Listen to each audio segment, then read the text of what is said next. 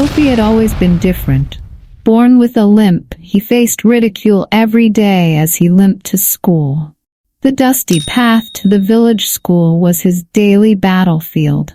His classmates, mostly the boys he grew up with, never missed an opportunity to mock him. "Look, here comes the cripple," one of them shouted, bursting into laughter.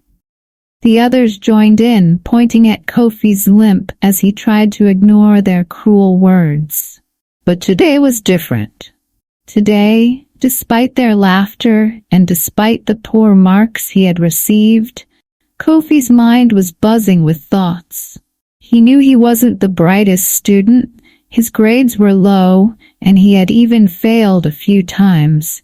But somewhere deep inside, he believed he was meant for something greater.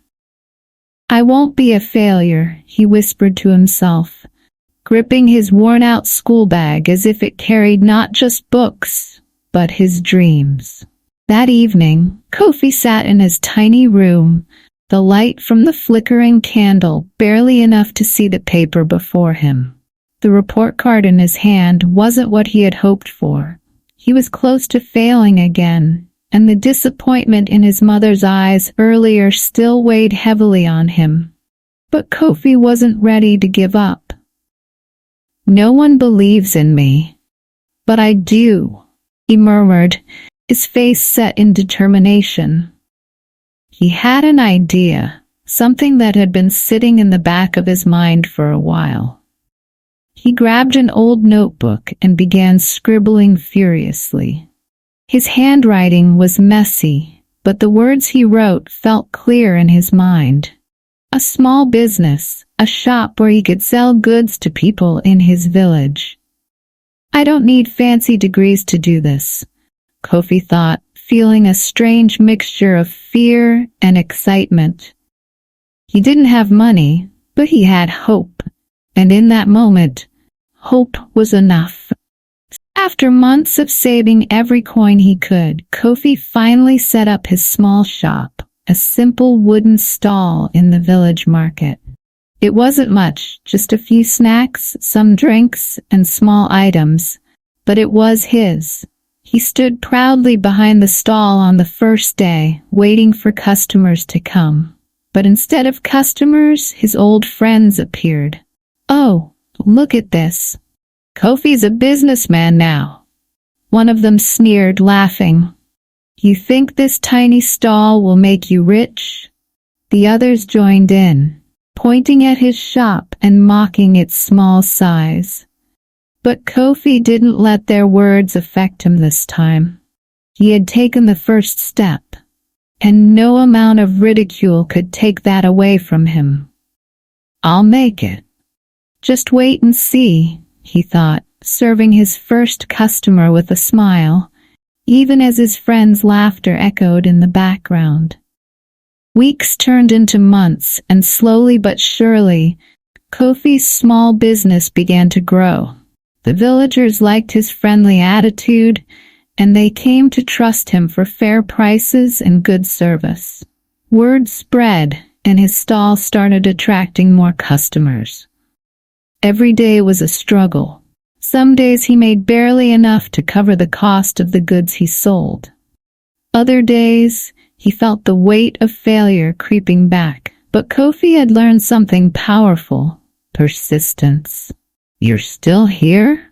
one of his old friends asked, stopping by the stall. "You're wasting your time, Kofi.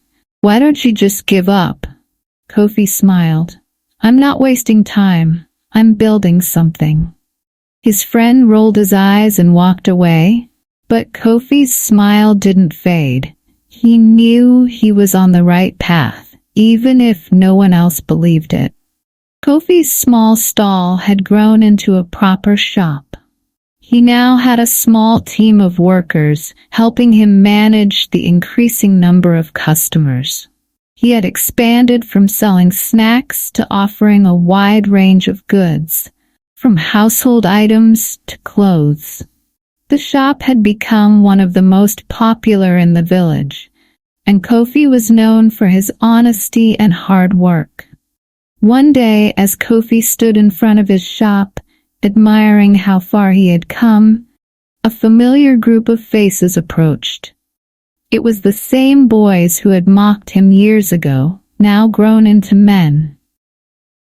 "Kofi, we heard about your success," one of them said, looking at the ground, clearly embarrassed. We need jobs. Could you help us?" Kofi looked at them, remembering all the years of teasing and laughter. Part of him wanted to turn them away, to make them feel the rejection he had felt. But he knew better. He had learned that success wasn't just about proving others wrong, it was about lifting people up. "I'll help you," Kofi said, offering them a job in his growing business. "But remember, the real success comes from believing in yourself when no one else does."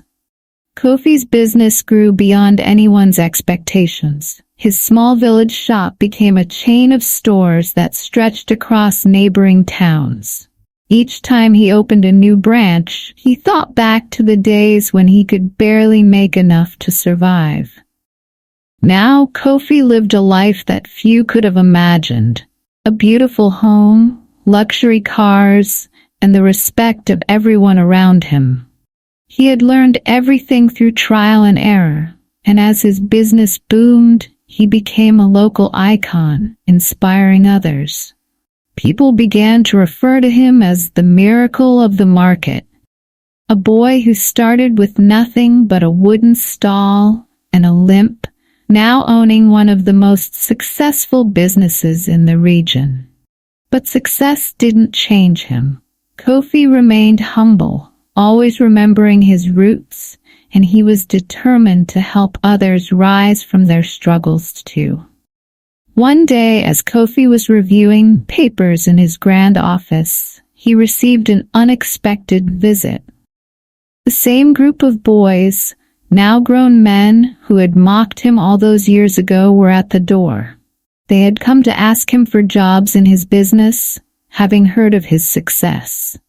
"Kofi, we know we were wrong. We didn't believe in you. But now we need your help," said one of them, his head hung low in shame. Kofi could see how life had humbled them. The tables had turned, and they stood before him as men who were lost, looking for the same opportunity that he had once given himself. For a moment, Kofi paused, thinking back to the days when they had mocked him for his limp, laughed at his failures, and teased him for starting a small shop. He could feel the temptation to reject them, to make them understand how it felt to be looked down on. But instead, Kofi smiled. He knew that holding grudges would never lead to real success. "I'll hire you," he said, his voice steady and calm. "But remember, this isn't about me forgiving you. This is about giving you the chance I gave myself, to rise up when everyone else thinks you'll fail."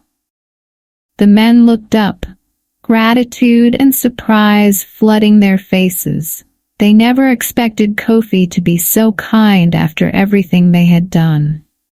Kofi sat alone in his office that evening, thinking about how far he had come. From a boy who had been laughed at for his disability, to a successful businessman who was now helping the same people who once mocked him. His heart swelled with pride, not just because of his wealth, but because he had never let bitterness or anger control him. His journey wasn't just about proving others wrong. It was about proving to himself that he could overcome any challenge, even when the odds were stacked against him. He thought back to the day he had started his small shop, the fear and doubt that had tried to crush his spirit. If only he could go back in time and tell that scared, limping boy that one day he would own an empire. But perhaps that was the point. The journey itself was the lesson. Years later, Kofi was invited to speak at a school in the same village where he had grown up. Standing before the students, many of whom were struggling like he once did, he shared his story.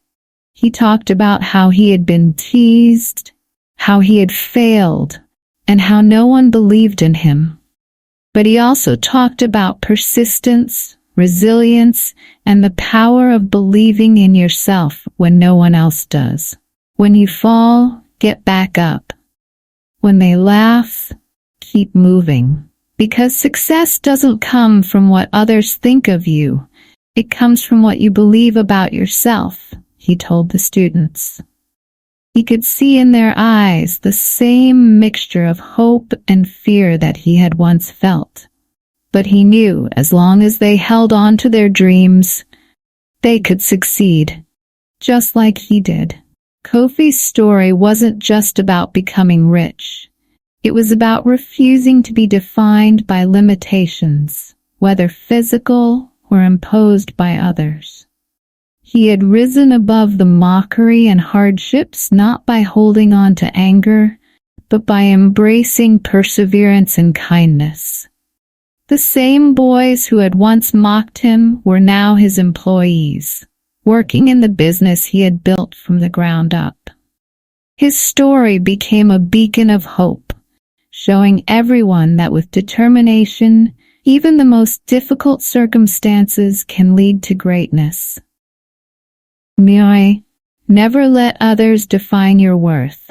Your success is measured by your strength to rise, not by how others judge your fall.